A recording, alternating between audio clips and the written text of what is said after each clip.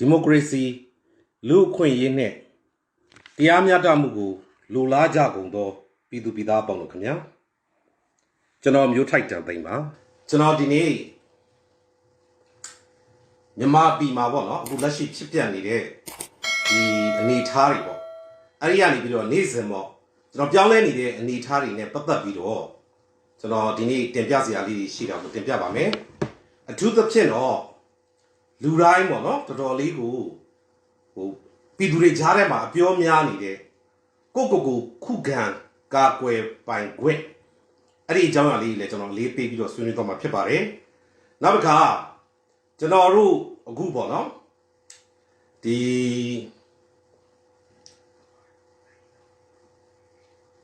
နောက်တစ်ချက်ကပါလဲဆိုတဲ့အခါကျတော့အခုကျွန်တော်မိခွန်းတွေလာမေးထားကြတယ်အဲ့ဒီမိခွန်းတွေကိုလည်းကျွန်တော်အဓိကထားပြီးတော့ဖြေကြားသွားမှာဖြစ်ပါတယ်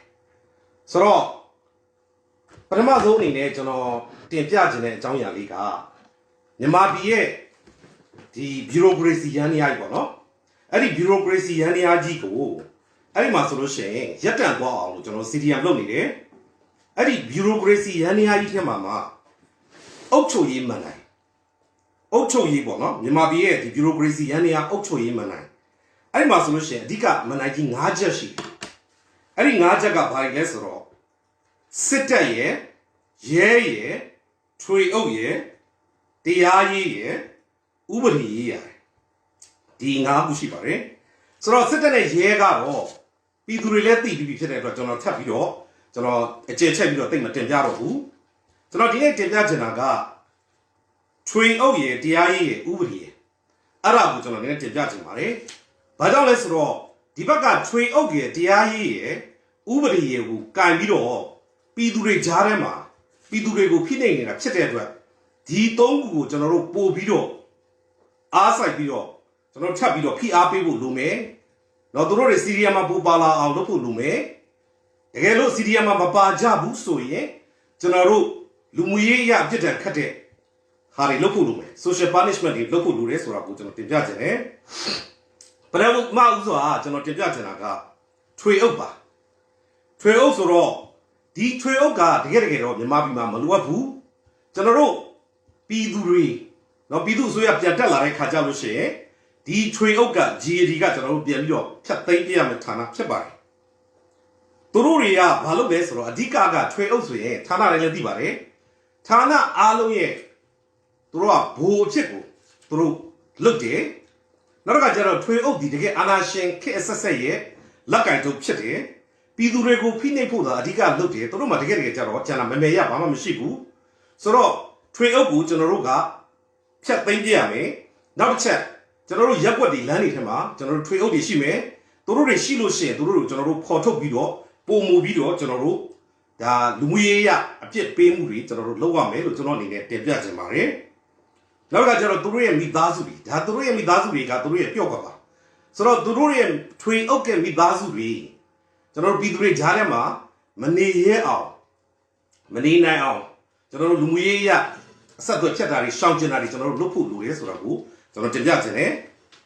နောက်တစ်ခုတရားရေးဆိုတာမြန်မာပြည်မှာပြောက်နေတာကြားပါပြီမတရားရေးပဲရှိပါတယ်ဘာကြောင့်လဲဆိုတော့ကျွန်တော်ဒီမြန်မာပြည်မှာကျွန်တော်ရှိနေတဲ့အချိန်မှာကျွန်တော် ICJ ဆိုတဲ့အဖွဲ့နဲ့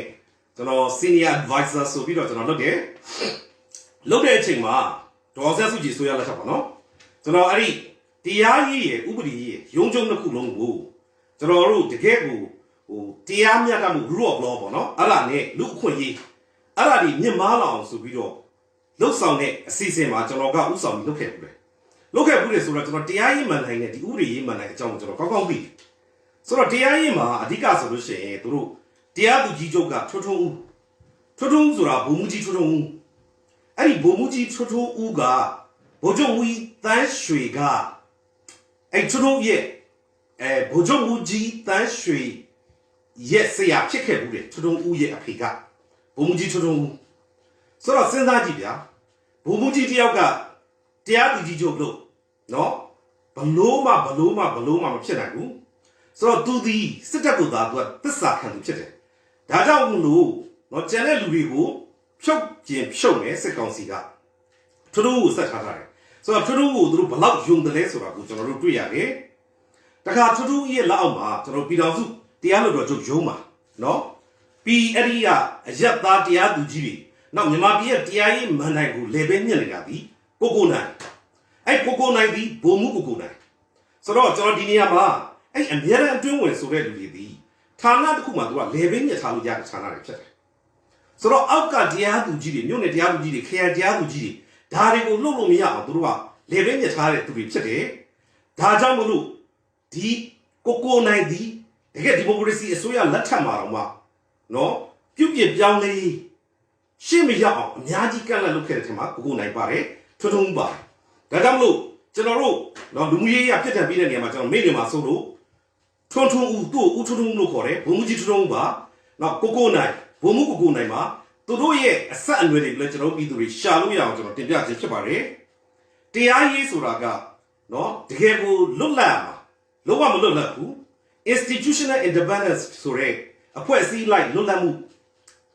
individual independence ဆိုရဲတယောက်ချင်းစီရဲ့လွတ်လပ်မှုတရားရေးမှာလုံးဝမရှိပါဘူးဒါကြောင့်မလို့တရားရေးမှာလုပ်နေတဲ့အရက်သားတရားသူကြီးတွေကိုလည်းကျွန်တော်တို့တောင်းဆိုလိုပါတယ်နော်ကျွန်တော်တို့ဒေါ်ဆန်းစုကြည်ဆိုရလက်ထက်မှာနော် judicial code of ethics ဆိုတာတရားရေးဆိုင်ရာဝန်ထမ်းတွေရဲ့ကျင့်ဝတ်သိက္ခာကိုကျွန်တော်ထုတ်ပြန်ခဲ့ထားပြီးသားပါအဲ့ဒီမှာ independence ဆိုရဲလွတ်လပ်မှုကထိတ်ဆုံးမှာပါပါတယ်တတိရှိကြပါတရားသူကြီးတွေဒီရှေ့ထိတ်ဆုံးကအဲ့ဘုံမူကြီးထွန်းထွန်းဦးနဲ့ဘုံမူကိုနိုင်နဲ့လေပဲညှက်ထားတဲ့တရားရေးအောက်ကနေရုံးထွက်ကြပါပြည်သူကိုစားပြုကြပါဒီလိုမှမဟုတ်လို့ရှင်တော့အဲ့တရားရေးကတရားသူကြီးတွေကိုလည်းပြည်သူကမြို့နယ်အလိုက်ကြည့်ပြီးတော့တရားသူကြီးတွေကိုလူမှုရေးအပြစ်ဒဏ်ပေးမှုတွေလုပ်ရပါလိမ့်မယ်။နောက်ဥပဒေဆိုတာမြန်မာပြည်မှာတရားဥပဒေဆိုတာမရှိပါဘူး။နော်ဆိုတော့အခုအဲ့ဒီဟာကိုအဲ့ဒီဥပဒေကိုအသုံးချပြီးတော့နော်တကယ်ကိုပြည်သူတွေကိုပဲမတရားဥပဒေနဲ့နှိပ်ကွက်နေတာဖြစ်တယ်။အဲ့ဒီမှာပြည်တော်စုရှင်းနေချုပ်ရုံဒီတာဝန်ရှိဆုံးဖြစ်တယ်။အခုလက်ရှိတရားရှင်းနေချုပ်ဒေါ်ဗီရာဦးနော်ကျွန်တော်မြန်မာပြည်မှာလာပြီးတော့တာဝန်ယူတဲ့အချိန်မှာသူကညွှန်ချုပ်ပါကျွန်တော်လုတ်ခဲ့ဘူးပါတယ်သူလည်းသိနေပါတယ်အဲ့ဒါကိုအခုစစ်ကောင်စီကခန့်နေရှင်းနေချုပ်ရာဘူးကိုယူပြီးတော့လုပ်နေတယ်ဆိုတော့ကျွန်တော်အံ့ဩတယ်ဆိုတော့ဒေါ်တီရာဦးကျွန်တော် message ပေးပါတယ်ထွက်ပါမတရားမှန်းသိနေတဲ့ဟာကိုထွက်ပါနောက်ပြည်တော်စုရှင်းနေချုပ်ရုံးကမြို့နယ်အသီးသီးမှာရှိတဲ့ဥပဒေအရာရှိတွေနော်အရက်ဘက်ကတော့သူတို့ဆွဲချလို့ခေါ်တယ်ထွက်ကြပါနော်အဲ့ဒီမတရားတဲ့ဥပဒေနဲ့ပြည်သူတွေကိုနှိပ်စက်ညှဉ်းပန်းမှုတွေကိုရပ်ကြပါဆိုတာကိုကျွန်တော်ပြောချင်တယ်ဆိုတော့အခုအရေးကြီးဆုံးအချက်နော်ပြည်သူတွေကြားထဲမှာအခုအရန်ကိုပြောလာကြတယ်ကိုကာကွယ်ပိုင်ခွင့်မနေ့ကဆိုလဲကိုမျိုးရအောင်သိန်းသူတင်ထားတာကျွန်တော်တွေ့ပါတယ်နော်ကိုကာကွယ်ပိုင်ခွင့်ရှိတယ်အဲ့ဒီမှာ तू ပြောထားတဲ့အကြောင်းချက်လေး 3-4 ချက်လောက်ကိုကျွန်တော်ပြည်သူတွေကိုသတင်းစကားပေးချင်ပါတယ်အရင်လည်းအရေးကြီးပါတယ်အဲ့ဒါကဘာလဲဆိုတော့တကယ်လို့ကိုကာကွယ်ကြမယ်ဆိုရင်ပြည်သူတွေတနိုင်ငံလုံးအားလုံးတပြိုင်တည်းကိုခုခံကာကွယ်ဖို့လိုတယ်တနေရာတွေကလုတ်ပြီးကျန်တဲ့နေရာတွေကမလုတ်ဘူးဆိုလို့ရှိရင်လုတ်တဲ့နေရာတွေပဲအထိနာနိုင်တယ်ဒါကြောင့်မလို့တပြိုင်တည်းလုတ်ဖို့လိုတယ်နောက်ဘာလို့ပြောလဲဆိုတော့ပြန်ခုခံနေဆိုတဲ့နေရာမှာမိမိကိုတိုက်ခိုက်လိုက်နိုင်တဲ့နေရာတွေကိုကြိုတင်ဝင်ရောက်ပြီးတော့တိုက်ခိုက်တာဒါလည်းပါတယ်ဆိုတာကိုသူတင်ပြထားတာတွေ့တယ်လူလူပြောက်ကြားအသွင်နဲ့အုပ်စုငယ်တွေအများကြီးဖွဲ့ထားဖို့လိုတယ်ဆိုတာလည်းပြောပြထားတယ်အဓိကမြို့ပြကာကွယ်ရေးတပ်ဖွဲ့တွေကျွန်တော်တို့ဖွဲ့ထားဖို့လိုတယ်ဒီနေရာမှာကျွန်တော်တို့ကိုကာကွယ်ကြမယ်ဆိုရင်အရေးကြီးဆုံးအချက်က1လူညီဖို့လိုတယ်2ကြိုတင်ပြင်ဆင်ဖို့လိုတယ်3လက်ဦးဖို့လိုတယ်4အတင်းလျှော့ဝှက်ထားဖို့လိုပါတယ်နော်တခါစစ်တဘုံအုပ်စုကစက်တနက်တွေတန်ချက်ကားတွေတင့်ကားတွေသုံးလာနိုင်တယ်ဆိုတဲ့ဟာကိုလည်းကျွန်တော်တို့အနေနဲ့ဒါကိုသတိပြုဖို့လိုပါတယ်ဆိုတော့ဟုတ်ပြီကိုကာကွယ်ကြပြီဆိုလို့ရှိရင်ကျွန်တော်တို့ဘာတွေလုပ်တင်တယ်လဲအဓိကလမ်းမဆက်သွယ်ရေးပေါ့နော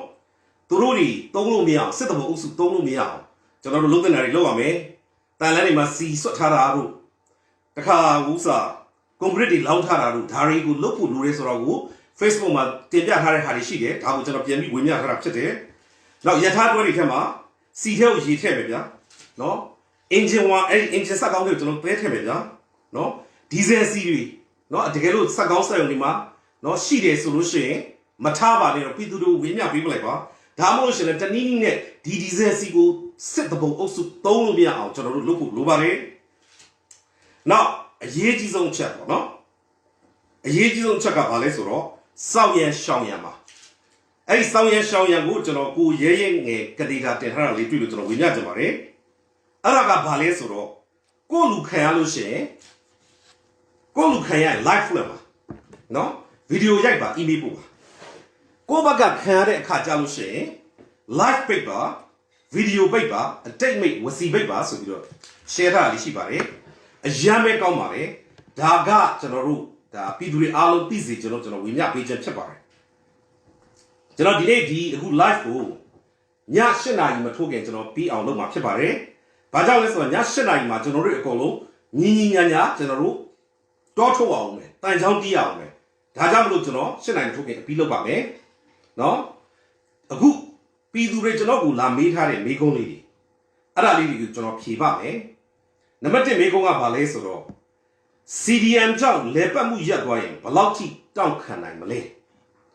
CDM ပေါ့နော်ပြည်သူတွေအားလုံးကနေ CDM ပါလာပြီးဗျူရိုကရေစီရန်ရာကြီးကရက်တန့်သွားပြီဆိုလို့ရှိရင်စစ်တပ်တောင့်မခံနိုင်တော့ပါဘူးဒါအရေးကြီးပါတယ်ဆိုတော့ကြာရှည်လုံးဝမတောင့်တော့ပါဘူးစစ်တပ်ပြုတ်ကျပါနောက်မေးခွန်းတစ်ခုပြည်သူတွေရရလက်နဲ့ကင်ပြီးတွန်းလှန်ရင်နိုင်ငံတကာတက်မလာဘူးဆိုတာတကယ်လားတဲ့ကျွန်တော်ပြောပြပါမယ်ရှေ့မှာဆာဗီးယားတို့နော်ယူဂိုစလာဗီးယားတို့ကိုဆိုဗိုတို့ဖြစ်ခဲ့တဲ့ဟာတွေရှိပါတယ်အဲ့ဒီဒေသတွေမှာဆိုလို့ရှိရင်တော့မှအဲ့ဒီအဖွဲ့တွေကကိုလက်နက်ကင်အဖွဲ့တွေနဲ့ကိုကာကွယ်ကြပါတယ်ဆိုတော့တကယ်မို့ပြဿနာကကြီးကြီးမားမားဖြစ်လာပြီဆိုလို့ရှိရင်အ ਨੇ ဆုံး UN မလာရင်တော့မှ US ကတာပါတယ်ဆိုတော့ဒါလည်းမဟုတ်ပါဘူးစီရေးရဝင်လာနိုင်မှုအလားလားစီရေးရဝင်လာနိုင်မှုအလားလားဆိုတော့မိကွန်ကျွန်တော်မေးပါတယ်ဒါကတော့မြန်မာပြည်မှာရှိနေတဲ့အနေအထားနိုင်ငံတကာကိုကျွန်တော်တို့ကဘလောက်เนาะကျွန်တော်တို့ဖိအားပေးလာနိုင်တယ်လေအဲ့ဒီပုံမှာမူတည်ပြီးတော့ဖြစ်နိုင်ခြေရှိပါတယ်เนาะဘယ်တစ်ခုမှတော့ကျွန်တော်တို့တစ်ထစ်ချပြောလို့မရပါဘူးနောက်နံပါတ်4ကပြည်သူကိုလက်နက်တက်ဆက်ပေးပါဆိုတော့ဒါကတော့ပြည်သူတွေကိုယ်တိုင်စဉ်းစားပါကျွန်တော်တို့ရရပေါ့เนาะစဉ်းစားပါနီလန်ပေါင်းဆိုစဉ်းစားပါစဉ်းစားပြီးတော့ကို့မှာဘာတွေရှိပြီးတော့ဘယ်ဟာကအားသာချက်လဲ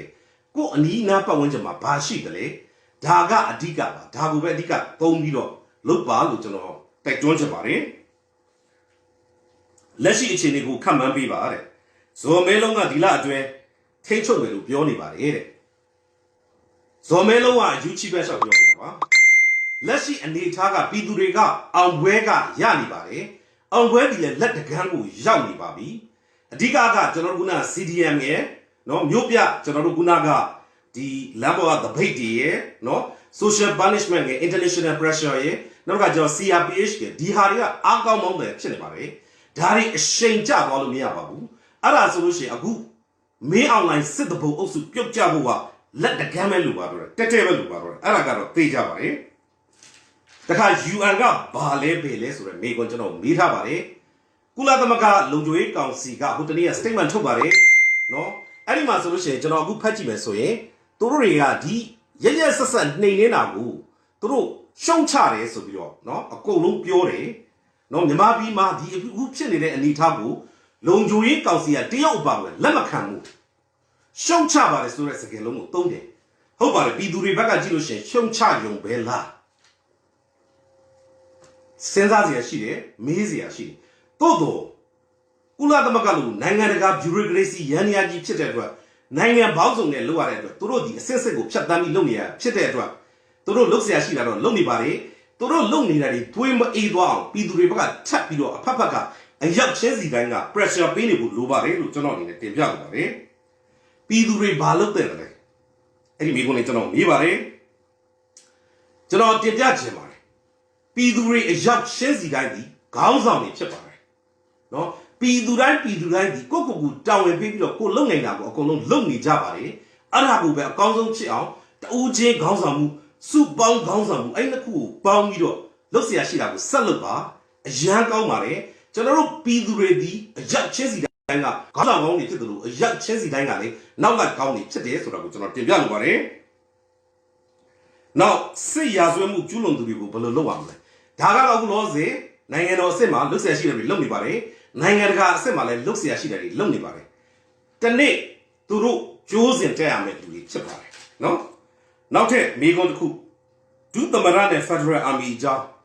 ဒါကအဲ့ဒါကိုမေးပါတယ်ဒါကတော့ကျွန်တော်ဒုသမရကြီးကောနော် CRPH ကောဒါကတော့သူတို့တွေတာဝန်ယူပြီးတော့ဖြေပါလိမ့်မယ်လို့ကျွန်တော်ဒီလိုပဲကျွန်တော်အဖြေပေးလိုပါတယ်ဒါပေမဲ့ကျွန်တော်တွေ့လိုက်ပါတယ်ဒီ NCA လက်မှတ်ထိုးထားတဲ့ခေါင်းဆောင်တွေတိုင်းသားလက်နက်ကိုင်အဖွဲ့တွေသူတို့အစည်းအဝေးလုပ်တယ်သူတို့ရဲ့ညီညီညွတ်ညွတ်နဲ့ဒီစစ်အာဏာရှင်စနစ်ကိုဘယ်လိုတိုက်ဖြတ်မလဲဆိုတာကိုအဖြေရှာတယ်အဖြေတွေ့တယ်ဆိုပြီးတော့ကျွန်တော်တွေ့လိုက်ပါတယ်ဒါပြည်သူတွေအားရှိစေတာပါနော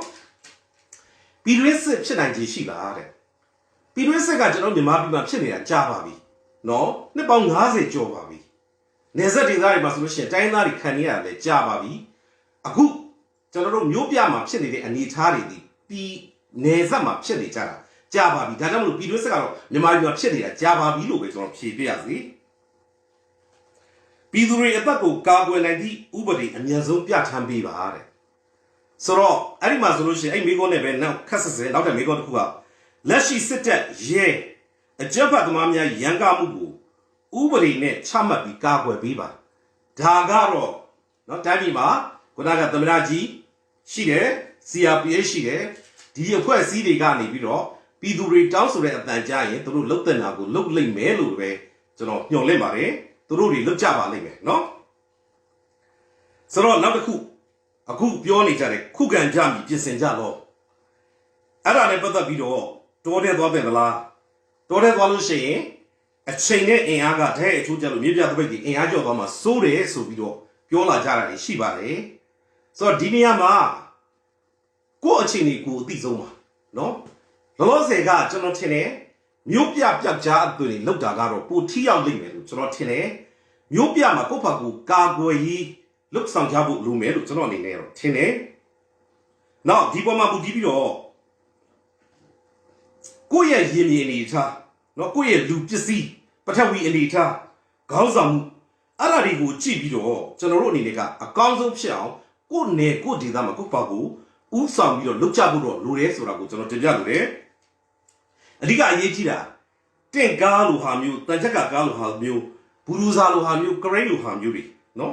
်တို့တွေလာလို့မရအောင်လာခဲ့ရင်လည်းမောင်းလို့မရအောင်ဒါနီးလန်းကြီးရှာပြီးတော့လုပ်ကြဖို့ကတော့ခေါင်းဆောင်တွေပြည်သူတိုင်းအရောက်ချင်းစတိုင်းဒီခေါင်းဆောင်တွေဖြစ်တဲ့ပြည်သူတွေခေါင်းဆောင်တွေကိုယ်တိုင်စဉ်းစားပြီးတော့လုပ်လို့ရတယ်ဆိုတာကိုတော့ကျွန်တော်တင်ပြလိုပါတယ်နောက်အထူးသဖြင့်ပေါ့နော်ကျွန်တော်နောက်ထပ်တစ်ခုတင်ပြချင်တာကကျွန်တော်ရှေ့မှာလည်းပြောကြတယ်အကွက်ပေါ့နော်အကွက်မရှိတဲ့တော်လိုင်းအကွက်ရှိတဲ့တော်လိုင်းထားပါတော့အကုန်လုံးကကျွန်တော်တို့ကစစ်အာဏာရှင်စနစ်ကိုတိုက်ဖြတ်တယ်ဒီနေရာမှာကျွန်တော်တိုက်တွန်းချင်တာတစ်ခုပဲရှိတယ်ဒါလေးကကျွန်တော်ပညာရှိ the deep ဖြစ်မှာဆိုလို့ကျွန်တော်တင်ပြဖြစ်ပါတယ်ဒလန်နေပါရမီလို့ရှိရင်နော်အမျိုးသမီးတွေကိုဝင်တယ်ဒီဒါမှမဟုတ်ရှင်လေခလေးတငယ်တွေဆိုလို့ရှိရင်ကျွန်တော်ဗီဒီယိုမရိုက်ပါနဲ့နောက်တစ်ခါကျတော့ကျိုးတုတ်ထားတဲ့လူခါမျိုးတွေမလုပ်ပါနဲ့နော်နောက်သူတို့တွေခဏကူထိခိုက်နာကျင်တဲ့ပုံစံမျိုးတွေမလုပ်ပါနဲ့အထူးသဖြင့်တော့ဗီဒီယိုရိုက်ပြီးမတင်ပါနဲ့ဒါလေးကိုကျွန်တော်တောင်းပန်လို့တယ်အဲ့လိုမျိုးလုပ်လိုက်မိပဲသူတို့ကိုကျွန်တော်တို့ကထိလိုက်မိမယ်သူတို့ကအရက်သားဖြစ်တယ်ဆိုတဲ့ခါကျတော့မှအဲ့ချိန်ကျမှအကွက်ဝင်တော့မှာအဲ့ဒါလေးကိုတော့ကျွန်တော်ထပ်ပြီးတော့တတိပေးလို့ပါတယ်။ဘာကြောင့်လဲဆိုတော့ကျွန်တော်တို့နိုင်ငံတကာဥပဒေတွေရှိပါတယ်။ကျွန်တော်ကိုယ်တိုင်လည်းနိုင်ငံတကာဥပဒေတွေလေ့လာပါတယ်။ဆိုတော့နိုင်ငံတကာဥပဒေတွေမှာဒဏ်ရာရတဲ့လူလက်လက်ချတဲ့လူဒါတွေကိုကျွန်တော်မထိခိုက်ရဘူး။ဖမ်းပြီးတဲ့လူတွေမထိခိုက်ရဘူး။ဆိုတော့အထူးသဖြင့်အရက်သားတွေဆိုလို့ရှိရင်ပို့ပြီးတော့ကျွန်တော်တို့ကကာကွယ်စောင့်ရှောက်ရမယ်ဟိုတရားရှိပါတယ်။ဒါလေးကိုပြည်သူတွေအနေနဲ့တော့တတိလေးထားစေချင်ပါတယ်။ဘာကြောင့်လဲဆိုတော့ကျွန်တော်တို့ international humanitarian law ဆိုတာရှိတယ်လူသားချင်းစာနာတဲ့ဥပဒေပါဆိုတော့အထူးသဖြင့်တော့ဗီဒီယိုမရိုက်တင်စေချင်ပါဘူးเนาะဓာတ်ပုံလေးလောက်ဆိုလို့ရှိရင်မြင်ရပြီဆိုရင်တော့မှကောင်းကောင်းမွန်မွန်လေးပြုစုထားတဲ့ပုံစံလေးပေါ့เนาะဒိုင်ယာနေရာတက်ရမှာပါတယ်ဒါလောက်ဆိုရင်လုံလောက်ပါတယ်ဆိုတော့ဒါလေးကိုကျွန်တော်သိစေချင်တယ်ကျန်တာကတော့မြို့ပြပျောက်ကြားအသွင်နဲ့ရန်သူစစ်တပ်ရဲ့အားလက်ချက်ပျောက်ကွက်ကိုကျွန်တော်တို့ရှာပြီးတော့ကျွန်တော်အလစ်အငိုက်ဖမ်းပြီးတော့တို့မထင်တဲ့အချိန်မထင်တဲ့နေရာမှာလုတ်เสียရှိတာကိုလုတ်ပါပြီးလို့ရှိရင်ကိုကလှိလိမြမြန်ကျွန်တော်ကိုရောင်ဖြတ်ပါเนาะဒါလေးကိုကျွန်တော်တင်ပြခြင်းတယ်နောက်တရုတ်တွေရဲ့ပိုက်လိုင်းဆိုလို့ရှိရင်လည်း Facebook ပေါ်မှာသူများတင်ထားတာရှိတယ်ပိုက်လိုင်းရဲ့အောက်မှာဆိုလို့ရှိရင်သူကเนาะ6ပေအနက်လောက်မှာဝါကျိုးရှိတယ်ပြောတယ်အဲ့ဒါလေးကိုဖြတ်လိုက်ပြီးတော့เนาะ နော်မြေကြီးပြန်ဖုတ်ထားလိုက်အဲ့ဒါဆို gas တွေရင်းနေဘယ်မှမရောက်တော့ဘူးပြောတယ်ဒါနဲ့ပတ်သက်ပြီးတော့သတင်းချက်လက်တွေပို့သိချင်လို့ရှိရင်ကျွန်တော်ရဲ့ profile မှာတင်ထားပါတယ်နော်ပညာရှင်တွေတင်ထားတာလေးကျွန်တော်ပြန် share ထားပါတယ်နောက်ဆုံးအနေနဲ့ကျွန်တော်ညီကုန်းချုပ်တင်ပြချင်တာကစကိုင်းတိုင်းဒေသကြီးလွှတ်တော်ကိုစားပြုကော်မတီရဲ့မြို့နယ်ရက်ကွက်ချေးရွာပြည်သူအုပ်ချုပ်ရေးအဖွဲ့များ၏ရက်ရွာကာကွယ်ရေးလက်ဆွဲဆိုတဲ့ဟာကိုမတ်လ10ရက်နေ့ကနေဆွဲနဲ့ထုတ်ထားတာကျွန်တော်တွေ့ပါတယ်အရန်ပဲကောင်းပါတယ်ပြည်သူတွေကိုဘာတွေလုပ်တင်လဲဆိုတာကိုကျွန်တော်အကြံပြုထားတာတွေ့ရပါတယ်ဒါလေးကိုလည်းပြည်သူတွေဖတ်ကြည့်စေချင်ပါတယ်ကျွန်တော်ရဲ့ profile မှာလည်းတင်ထားပါတယ်နောက်ဆုံးအနေနဲ့ကတော့ကျွန်တော်တင်ပြချင်တာကကျွန်တော်တို့ပြည်သူတွေအောင်မြင်မှုကိုလှမ်းမြင်နေရပါပြီနော်စုပေါင်းအင်အားနဲ့ဝိုင်းပြီးတော့စစ်တဘုံအကျန်းမှာမရောက်နိုင်အုပ်စုကိုကျွန်တော်တို့ညီညွတ်နဲ့နော်ပြီးဝိုင်းဝန်းတွန်းလှန်ပြီးတော့ပြည်သူအာဏာပြည်သူလက်ဝဲသူပြန်လည်ရောက်ရှိအောင်လှုပ်ဆောင်ကြပါစို့လို့တိုက်တွန်းခွာပေးနေနေကုန်းချုပ်လိုက်ရပါတယ်အရေးတော်ကိုမုတ်ချအောင်ပါမယ်